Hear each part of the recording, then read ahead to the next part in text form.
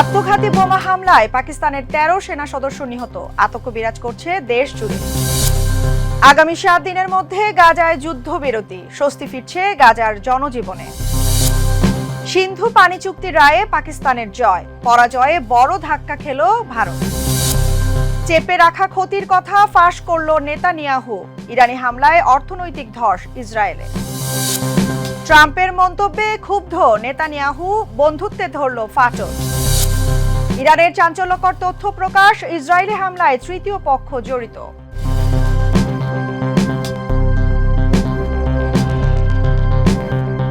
দর্শক, আমন্ত্রণ মাই TV I নিউজে। এতক্ষণ দেখছিলেন শিরোনাম, সাথে আছি আমি তামান্না নাহিদ খান। কালার এক্সপার্ট, জর্জ স্যাপ এবং মাইল্ড অন হ্যান্ডস টেকনোলজি সমৃদ্ধ অরিক্স ক্রিস্টাল ওয়াশ আপনার লন্ড্রি এক্সপার্ট। পাকিস্তানের উত্তর ওয়াজিরিস্তানে ভয়াবহ আত্মঘাতী বোমা হামলায় নিহত হয়েছেন ১৩ সেনা সদস্য, আহত হয়েছেন অন্তত ২৯ জন, যাদের মধ্যে রয়েছে বেসামরিক নাগরিকও।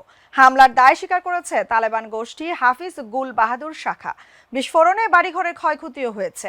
৪ জন সেনার অবস্থা আশঙ্কাজনক। বিস্তারিত রিপোর্টে। পাকিস্তানে আত্মঘাতী বোমা হামলায় ১৩ সেনা সদস্য নিহত হয়েছেন। পাকিস্তানের উত্তর ওয়াজিরিস্তানে এ ভয়াবহ আত্মঘাতী হামলার ঘটনাটি ঘটে। ২৮ জুন একটি সামরিক কনভেয়ের ওপর চালানো এই হামলায় অন্তত ২৯ জন আহত হয়েছেন, যাদের মধ্যে ১০ জন সেনা সদস্য ও ১৯ জন বেসামরিক নাগরিক রয়েছেন। আশঙ্কাজনক অবস্থায় ৪ জন সেনা সদস্যকে উন্নত চিকিৎসার জন্য স্থানান্তর করা হয়েছে। পুলিশ সূত্র জানায়, বিস্ফোরক বোঝাই একটি গাড়ি কনভয়ের সঙ্গে সংঘর্ষ করলে ভয়াবহ বিস্ফোরণ ঘটে। এতে আশেপাশে দুটি বাড়ির ছাদ ধসে পড়ে। আহত হয় ৬ জন শিশু। হামলার দায় স্বীকার করেছে পাকিস্তানি তালেবান গোষ্ঠী হাফিজ গুল বাহাদুরের একটি শাখা।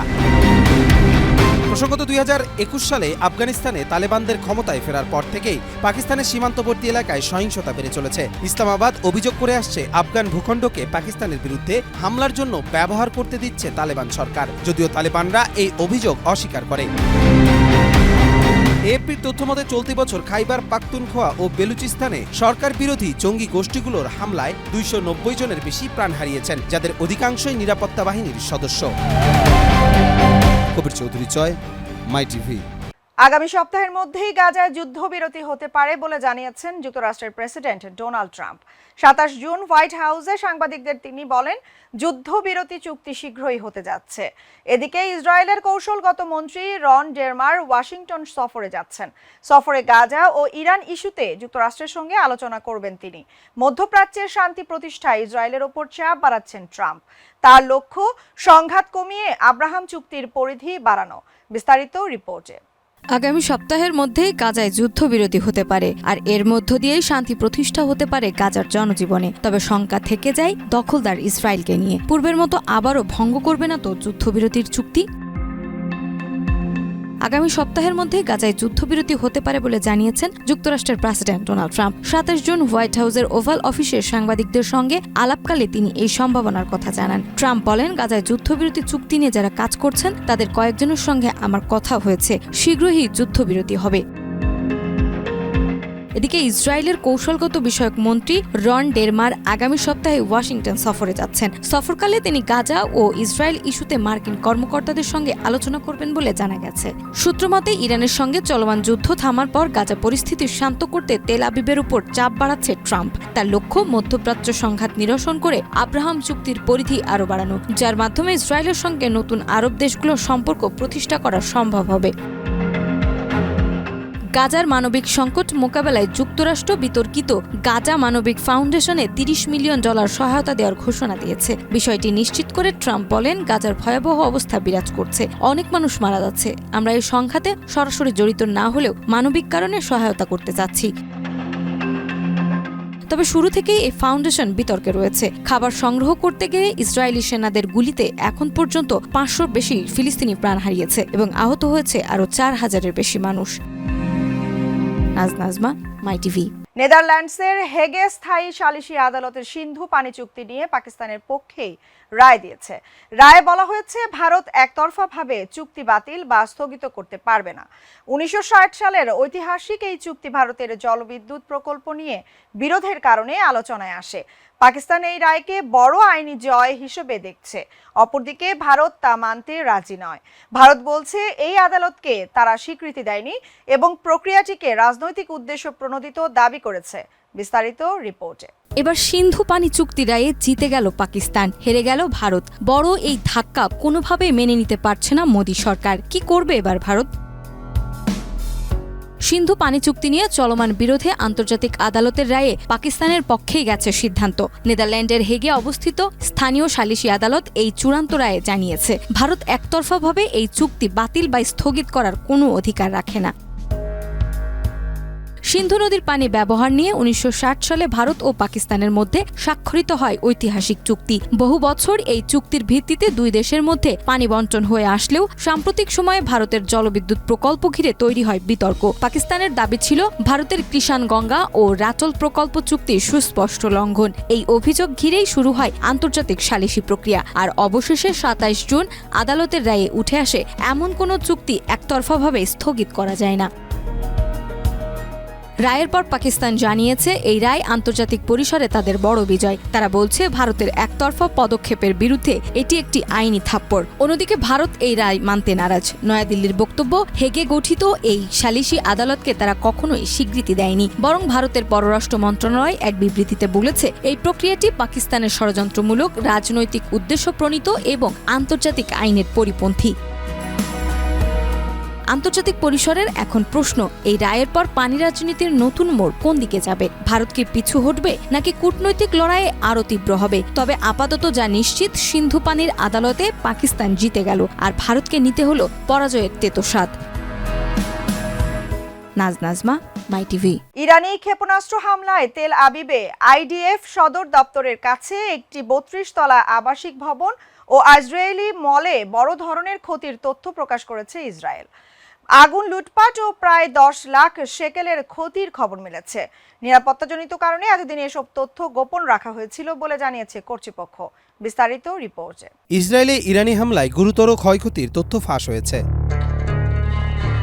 ইরানের সঙ্গে চলমান ১২ দিনের সংঘাতে তেল আবিবে ব্যাপক ক্ষয়ক্ষতির তথ্য এতদিন গোপন রেখেছিল ইসরায়েল। অবশেষে দ্য টাইমস অব ইসরায়েলের খবরে উঠে এসেছে, রাজধানীর কেন্দ্রস্থলে অবস্থিত কিরিয়া সামরিক সদর দফতরের নিকটবর্তী একটি অভিজাত অ্যাপার্টমেন্ট টাওয়ার ও ইসরায়েলি মল ইরানের ব্যালিস্টিক ক্ষেপণাস্ত্র হামলায় ব্যাপকভাবে ক্ষতিগ্রস্ত হয়। প্রতিবেদনে বলা হয়, আইডিএফ সদর দপ্তরের সন্নিকটে অবস্থিত ৩২ তলা একটি আবাসিক ভবনে ক্ষেপণাস্ত্র আঘাত হানার পরপরই আগুন ধরে যায়। বাসিন্দাদের জরুরি ভিত্তিতে সরিয়ে নেওয়া হয়। এই তথ্য এতদিন গোপন রাখা হয়েছিল নিরাপত্তার কারণে, যাতে ইরান ভবিষ্যতে আরও নিখুঁতভাবে হামলা পরিচালনা করতে না পারে। চ্যানেল 12-এর এক অনুসন্ধানী প্রতিবেদনে জানানো হয়, কিরিয়া অঞ্চলের বিখ্যাত ইসরায়েলি মলও হামলায় আংশিকভাবে ক্ষতিগ্রস্ত হয়েছে। মলের সামনের দিকের স্টোরগুলোতে ব্যাপক ভাঙচুর হয়েছে। আর্থিক ক্ষতির পরিমাণ প্রায় ১০ লাখ শেকেল। হামলার পরবর্তী সময় সুযোগ নিলে লুটকারীরা দোকান থেকে পণ্য ও নগদ অর্থ নিয়ে পালায়। এ যুদ্ধের সময় ইরান ইসরায়েলের দিকে ৫০০টিরও বেশি ক্ষেপণাস্ত্র ছুড়েছে। এতে ২৮ জন নিহত ও প্রায় ১০০০ জন আহত হয়েছেন। এসব তথ্য এখন সামনে আসায় তেল আবিবে নতুন করে নিরাপত্তা ও সমালোচনার ঝড় উঠেছে। কবির চৌধুরী জয়, মাই টিভি। গাজা যুদ্ধবিরতি নিয়ে মার্কিন প্রেসিডেন্ট ডোনাল্ড ট্রাম্পের সাম্প্রতিক মন্তব্যে ক্ষুব্ধ হয়েছেন ইসরায়েলের প্রধানমন্ত্রী বেনিয়ামিন নেতানিয়াহু। ট্রাম্প দাবি করেছিলেন, আগামী এক সপ্তাহের মধ্যেই গাজায় যুদ্ধবিরতি হতে যাচ্ছে। কিন্তু ইসরায়েলি কর্মকর্তারা এই মন্তব্যকে রাজনৈতিক কল্পনা বলে প্রত্যাখ্যান করেছেন। তুরস্ক ভিত্তিক আনাদোলু জানিয়েছে, ইসরায়েলের বেশ কিছু কর্মকর্তারা জানিয়েছেন, যুদ্ধবিরতির মতো কোনো বাস্তব অগ্রগতি হয়নি। বিস্তারিত রিপোর্টে। এবার ফাটল ধরল বন্ধু ডোনাল্ড ট্রাম্প ও নেতানিয়াহুর মধ্যকার সম্পর্কে। রাজনৈতিক উদ্দেশ্য হাসিল করতে বক্তব্য প্রদান করায় মার্কিন প্রেসিডেন্টের ওপর বেজায় চটেছেন ইসরায়েলের প্রধানমন্ত্রী বেনিয়ামিন নেতানিয়াহু। গাজা ইস্যুতে ডোনাল্ড ট্রাম্পের সাম্প্রতিক মন্তব্যে ক্ষুব্ধ ও বিস্মিত ইসরায়েলের কর্মকর্তারা। মার্কিন প্রেসিডেন্ট দাবি করেছেন, আগামী এক সপ্তাহের মধ্যে গাজায় যুদ্ধবিরতি হতে যাচ্ছে। কিন্তু ইসরায়েলের পক্ষ থেকে এই বক্তব্যকে বাস্তবতা থেকে অনেক দূরের রাজনৈতিক কল্পনা হিসেবে আখ্যা দেওয়া হয়েছে। ২৯ জুন তুরস্ক ভিত্তিক সংবাদ সংস্থা আনাদোলুর বরাতে জানা গেছে, ইসরায়েলের দুটি জাতীয় দৈনিক প্রকাশিত প্রতিবেদনে অনামা ইসরায়েলি কর্মকর্তারা স্পষ্ট করে বলেছেন, ফিলিস্তিনি বিদ্রোহী গোষ্ঠী ও প্রধানমন্ত্রী নেতানিয়াহুর অবস্থানে এখনও কোনো বাস্তব অগ্রগতি নেই, যা যুদ্ধবিরতির পথে যেতে পারে। এদিকে হোয়াইট হাউস জানায় তারা এমন একটি সমঝোতা চান যার মাধ্যমে যুদ্ধবিরতির পাশাপাশি ইসরায়েলি বন্দীদের মুক্তি ও দীর্ঘদিন ধরে চলা সংঘর্ষের অবসান ঘটবে। এমনকি এর মধ্য দিয়ে নতুন করে মধ্যপ্রাচ্যের সম্পর্ক স্বাভাবিক করার উদ্যোগ শুরু হতে পারে বলেও আভাস দেন তারা। তবে ট্রাম্পের এক সপ্তাহের মধ্যে যুদ্ধবিরতি এই ঘোষণা মার্কিন প্রশাসনের ভেতরেও বিস্ময় তৈরি করেছে। হোয়াইট হাউসের এক শীর্ষ কর্মকর্তা বলেন, বর্তমান পরিস্থিতির প্রেক্ষিতে এমন কোনো ইঙ্গিত নেই যা যুদ্ধবিরতির আশাকে বাস্তব বলে মেনে নেওয়া যায়। বিশ্লেষকরা বলছেন, নোবেল শান্তি পুরস্কার পাওয়ার দৌড়ে এগিয়ে থাকতে ট্রাম্পের এটি একটি কৌশল হতে পারে। এখন সময় বলে দেবে কেন মার্কিন প্রেসিডেন্ট কোনো রকম নিশ্চয়তা না থাকা সত্ত্বেও এমন কথা বলেছেন। নাজমা, মাই টিভি। ইরানে ইসরায়েলি হামলা নিয়ে সামনে এসেছে নতুন তথ্য। আর্মেনিয়ায় নিযুক্ত ইরানের রাষ্ট্রদূত মেহেদি সোবহানি জানিয়েছেন, কিছু ক্ষেপণাস্ত্র ও ড্রোন প্রতিবেশী দেশের ভূখণ্ড থেকে ইরানে প্রবেশ করেছে। বিষয়টি তদন্তে রয়েছে। আর আজারবাইজান আশ্বস্ত করেছে তাদের মাটি ইরান বিরোধী হামলায় ব্যবহার হয়নি। ইরান পুরো ঘটনার জবাব দিতেও প্রস্তুত। বিস্তারিত রিপোর্টে। ইরান ইসরায়েল উত্তেজনার মধ্যে নতুন এক চাঞ্চল্যকর তথ্য সামনে এনেছে আর্মেনিয়ায় নিযুক্ত ইরানি রাষ্ট্রদূত মেহেদি সোবহানি। তিনি দাবি করেছেন, ইরানে চালানো সাম্প্রতিক হামলাগুলো শুধু ইসরায়েলের দিক থেকে আসেনি, বরং প্রতিবেশী কিছু দেশের ভূখণ্ড ব্যবহার করেও এই হামলা পরিচালিত হয়েছে। ইরানি বার্তা সংস্থা মেহের নিউজকে দেয়া এক সাক্ষাৎকারে সোবহানি বলেন, যুদ্ধ চলাকালীন সময়ে ইরানের ভূভাগে প্রবেশ করা কিছু ক্ষেপণাস্ত্র ও মাইক্রো এয়ার ভেহিকেলের গতিবিধি গোয়েন্দা তথ্যের মাধ্যমে শনাক্ত করা হয়েছে। এতে দেখা যায় এই অস্ত্রগুলো পার্শ্ববর্তী রাষ্ট্রের মাটি থেকে উড়াল দিয়েছে। তিনি আরও জানান, এই অভিযোগের প্রেক্ষিতে ইরানের প্রেসিডেন্ট তার আজারবাইজানি সমকক্ষের সাথে ফোনালাপে বিষয়টি গুরুত্বের সঙ্গে আলোচনা করেছেন এবং পূর্ণাঙ্গ তদন্তের আহ্বান জানিয়েছেন। আজারবাইজান ইতিমধ্যেই ইরানকে আশ্বস্ত করেছে যে তারা তাদের অঞ্চলকে কোনোভাবেই তৃতীয় পক্ষের দ্বারা ব্যবহার করতে দেবে না। রাষ্ট্রদূত সোবহানি বলেন, ইসরায়েল আইন কানুনের তোয়াক্কা করে না, তাদের থেকে যে কোনো অর্থনৈতিক ও আন্তর্জাতিক নিয়ম বহির্ভূত তৎপরতা প্রত্যাশিত। তিনি জানান, বর্তমানে প্রাপ্ত তথ্য বিশ্লেষণ করে পরবর্তী পদক্ষেপ নেয়ার প্রস্তুতি নিচ্ছে ইরান। পুরো ঘটনাটিকে কেন্দ্র করে মধ্যপ্রাচ্যে নতুন করে উত্তেজনা বাড়ার আশঙ্কা তৈরি হয়েছে। কবির চৌধুরী চয়, মাই টিভি। দর্শক, এই ছিল আজকের মাই টিভি আই নিউজ। ধন্যবাদ এতক্ষণ সাথে থাকার জন্য।